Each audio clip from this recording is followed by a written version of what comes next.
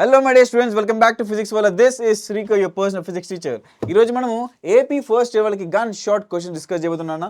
So మనం డైరెక్ట్గా చాప్టర్స్కి వెళ్ళిపోతే యూనిట్స్ అండ్ మెజర్మెంట్స్ నుంచి మనకి ఇక్కడ నేను మీకు క్వశ్చన్స్ అన్నింటిలో డిఫరెంట్ వర్డ్స్ని హైలైట్ చేశాను. ఇవి కీ వర్డ్స్. సో మనకి significant figures, fundamental units, derived units, angle అంటే ఏంటి, ప్లేన్ యాంగిల్ అంటే ఏంటి, the dimension of physical quantity అంటే ఏంటి, ద డైమెన్షన్ ఫార్ములా అంటే ఏంటి, ఇలాంటి క్వశ్చన్స్ వస్తాయన్నా 2 మార్క్స్ క్వశ్చన్స్.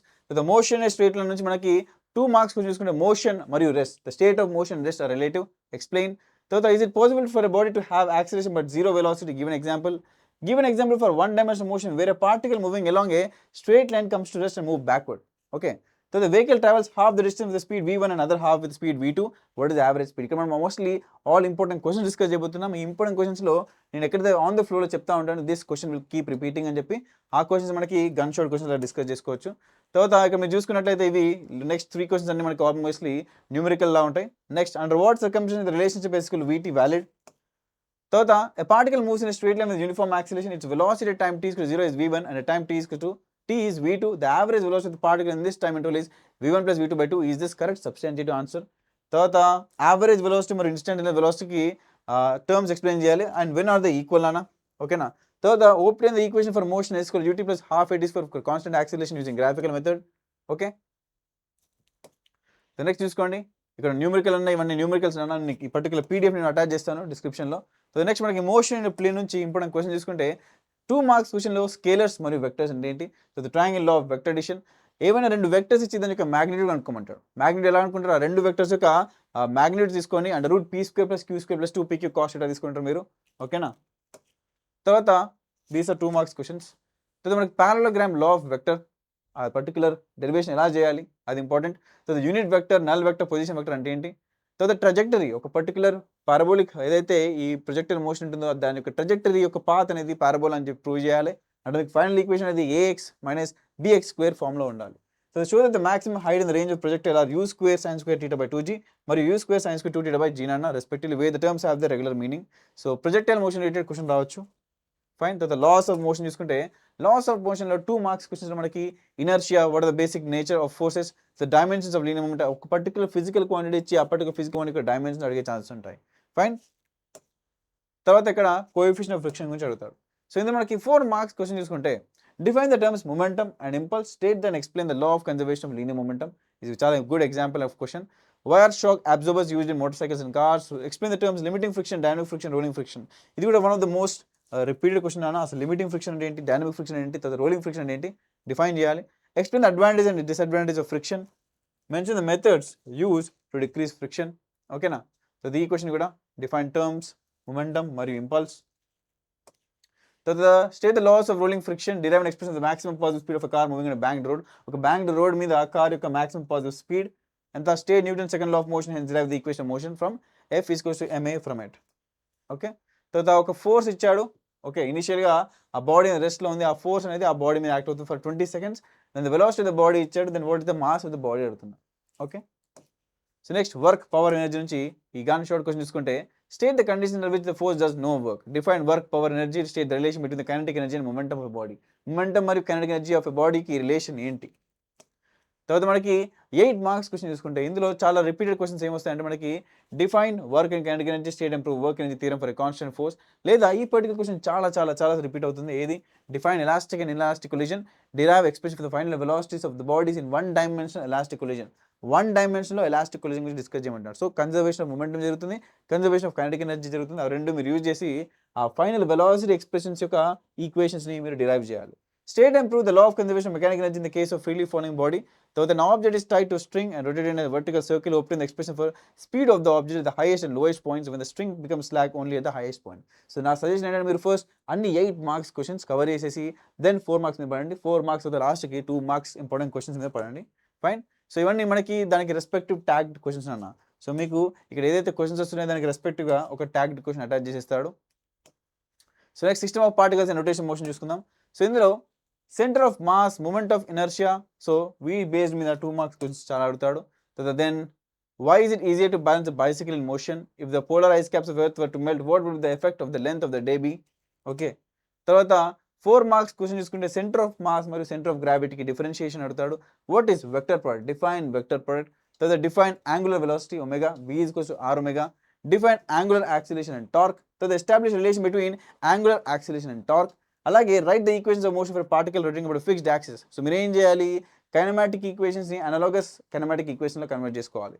సో వెలాసిటీ vని ఒమేగాలా రాసుకోవాలి, యాంగులర్ యాక్సిలరేషన్ని లీనియర్ యాక్సిలరేషన్ని యాంగులర్ యాక్సిలరేషన్ రాసుకోవాలి, నార్మల్ డిస్ప్లేస్మెంట్ని యాంగులర్ డిస్ప్లేస్మెంట్ రాసుకోవాలి. Then find the center of mass of the three particles at the vertex of an equilateral triangle. So this is also a question that repeats. So find the scalar and vector product, scalar product and A dot B, vector product and A cross B. So the force ఇచ్చాడు, తర్వాత position ఇచ్చాడు, torque అనుకోమన్నా torque equals R cross F.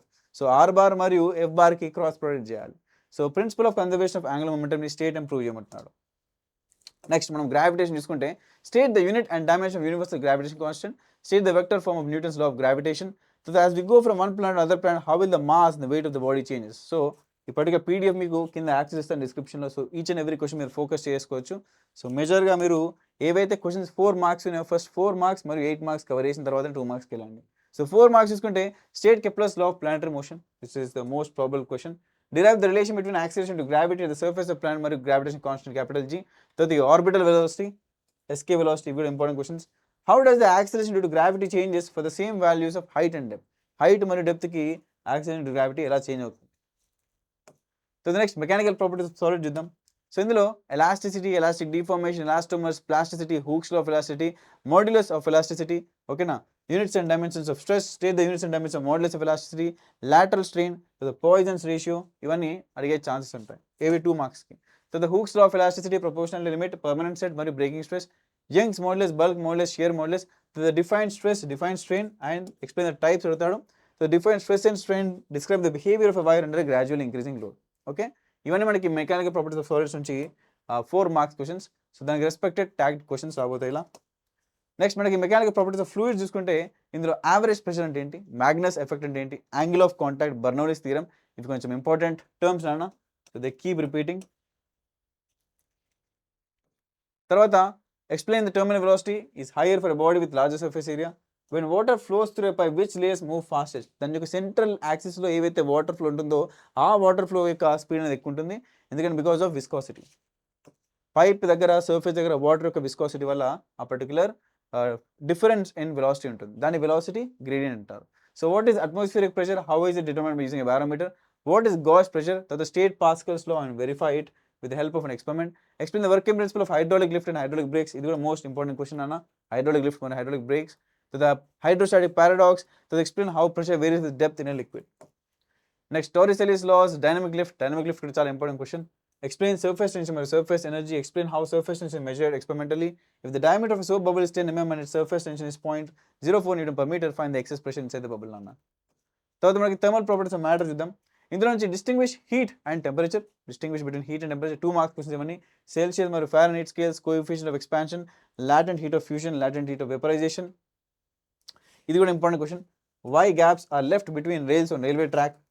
Okay, తర్వాత Wien's displacement law, transmission of heat, coefficient of thermal conductivity and temperature gradient, define emissivity, fine. Next, define absorptive power of a body, what is the absorptive power of a perfect black body, state Newton's law of cooling, Newton's law of cooling ki చాలా high chance ఉన్నాయన్న. state the condition to which the Newton's law of cooling is applicable, Newton's law of cooling మరియు the conditions, okay, రెండింటిని define చేసుకోవాలి. తర్వాత Celsius and Fahrenheit scales of టెంపరేచర్ని వాటి మధ్యలో relation obtain చేయడం. తర్వాత pendulum clocks generally go fast in winter, slow in summer, why, ఇది కూడా మోస్ట్లీ రిపీటెడ్ క్వశ్చన్ అన్న. In what ways is the anomalous behaviour of water advantages to aquatic animals, ఇది కూడా. ఎక్స్ప్లెయిన్ కండక్షన్, కన్వెక్షన్, రేడియేషన్, తర్వాత Newton's law of cooling మీద applications రాయాలి. తర్వాత explain triple point of water, triple point of water కూడా చాలా important అన్న. So 3 states of matter ఎక్కడైతే పాయింట్ దగ్గర మీట్ అవుతాయో దాన్ని ట్రిపుల్ పాయింట్ ఆఫ్ వాటర్ అంటాం. సో ప్రెషర్ టెంపరేచర్ గ్రాఫ్లో మీరు ఎక్స్ప్లెయిన్ చేయాలి. So what is the temperature for which readings on Kelvin Fahrenheit scales are same. So ఇవన్నీ కొంచెం న్యూమరికల్ బేస్డ్ క్వశ్చన్స్ అన్న, ఫైన్. సో నెక్స్ట్ థర్మోడైనమిక్స్ చూద్దాం. సో థర్మోడైనమిక్స్లో మనకి 0th లా ఆఫ్ థర్మోడైనమిక్స్ మరియు థర్మల్ ఈక్విలిబ్రియం, క్యాలరీ అంటే ఏంటి, తర్వాత థర్మోడైనమిక్ వేరియబుల్స్, తర్వాత define specific heat of substance, తర్వాత మోలార్ స్పెసిఫిక్ హీట్, తర్వాత total energy of oscillator, indicate the graph showing the variation of specific heat of water with temperature, ఇవన్నీ మనకి 2 marks questions. అలాగే state variables, equation of state, and తర్వాత చూసుకుంటే how much will be the internal energy change in isothermal process and adiabatic process, ఇది కూడా కొంచెం kind of repeating question. Okay, next మనకి the coolant in chemical or nuclear reactor plant should have high specific heat, why, explain the following process, isochoric and isobaric process, A thermal flask containing liquid is shaken vigorously. What happens to its temperature? తర్వాత మనకి ఇందులో 8 marks question తీసుకుంటే define two specific heat capacity of gas and derive the relation between the base of first of the mix. చాలా repeated question. The describe the working of Carnot and obtain the expression for its efficiency. ఓకేనా? So the obtain expression of the work done by an ideal gas in isothermal and adiabatic process. So mostly ఈ two specific heat capacity question మోస్ట్గా repeat అయ్యే chance ఉంటాయి. తర్వాత kinetic theory of gases. So kinetic of theory గ్యాసెస్లో mean free path, Boyle's law, Charles law, Dalton's of pressure, degree of freedom, pressure and kinetic energy, absolute temperature మరియు RMS velocity. ఈ particular key words మీరు బాగా focus చేయాలి. తర్వాత 4 mark క్వశ్చన్స్కి kinetic interpretation of temperature మరియు specific heat capacity of mono, diatomic, పాలియాటమిక్ gases, absolute zero of temperature, average kinetic energy of molecule. ఇవన్నీ బాగా ఫోకస్ చేయాలి. తర్వాత మనకి RMS speed of oxygen and hydrogen molecules at the same temperature, what is the ratio. ఇవి కొంచెం numerical base. So ఈ particular question చూడండి. If gas is F degree of freedom, ఇది కూడా కొంచెం రిపీటెడ్ క్వశ్చన్ అన్న. F degree of freedom, find the ratio of CP by CV. So next oscillations నుంచి వచ్చే ఇంపార్టెంట్ క్వశ్చన్ చూద్దాం. Give two examples of periodic motion which are not oscillatory. ఇవన్నీ మనకి 2 marks questions. మనం డైరెక్ట్ మనకి 4 marks క్వశ్చన్కి వెళ్దాం. సో మనకి 8 మార్క్స్ క్వశ్చన్ గురించి రాబోతుంది. ఆసిలేషన్స్. సింపుల్ హార్మోనిక్ ఆసిలేటర్ అంటే ఏంటి, దాని యొక్క కైనెటిక్ ఎనర్జీ మరియు potential energy. Define simple harmonic motion, show that the motion of the point projection of particle performing uniform circular motion on any diameter simple. Show that the motion of simple pendulum is simple harmonic and hence derive the equation for it's time period and seconds pendulum. ఇది కూడా కొంచెం repeated question అన్న. Okay, దీనికి related tag questions ఇవి. So ఈ question చూడండి. ఈ 2 questions కూడా కొంచెం repeated questions. On an average a human heart found to beat 75 times in a minute, calculates frequency in time period. లేదా length of a simple pendulum which picks second ఎంత. ఓకేనా? So these are questions from oscillations. ఇప్పుడు waves నుంచి చూసుకుంటే distinguish between longitudinal transverse wave, తర్వాత standing wave అంటే ఏంటి, principle of superposition of waves అంటే ఏంటి, నోడ్, యాంటీ నోడ్ అంటే ఏంటి, natural frequency of normal mode of vibration అంటే ఏంటి, హార్మోనిక్స్ అంటే ఏంటి, బీట్స్ అంటే ఏంటి, తర్వాత ఎక్స్ప్రెషన్ ఫర్ బీట్ ఫ్రీక్వెన్సీ ఏంటి, F1 మైనస్ F2. సో దాన్ని ఎలా డిరైవ్ చేయాలి. ఓకేనా? తర్వాత speed of longitudinal sound waves, standing waves, open pipe, close pipe. ఈ ఓపెన్ పైప్, క్లోజ్ పైప్ చాలా ఇంపార్టెంట్ అన్న. తర్వాత water beats, what is the derive expression for the beat frequency అన్న. ఓకే, సో దీనికి రెస్పెక్టివ్ ట్యాగ్డ్ క్వశ్చన్ ఇది. Fundamental frequency అనుకోమంటే ఒక open pipe ఇచ్చి దాని యొక్క ఫండమెంటల్ ఫ్రీక్వెన్సీ అనుకోమంటే దాని యొక్క పైప్ లెంత్ ఇస్తారు, తర్వాత స్పీడ్ ఆఫ్ సౌండ్ వాల్యూ ఇస్తారు. సో ఈ రకంగా మీరు ఈ పర్టికులర్ క్వశ్చన్స్ అన్నింటిని మీద ఫోకస్ చేసుకుంటూ ఫస్ట్ 8 మార్క్ క్వశ్చన్స్ కవర్ చేసేసి next 4 marks question, next 2 marks question మీద ఫోకస్ చేసుకుంటే మీకు ఒక కాన్ఫిడెన్స్ వస్తుంది ఏంటిది, ఎగ్జామ్ హాల్లో పర్ఫెక్ట్గా పర్ఫామ్ చేయడానికి. Okay, this is your SK sir and signing of.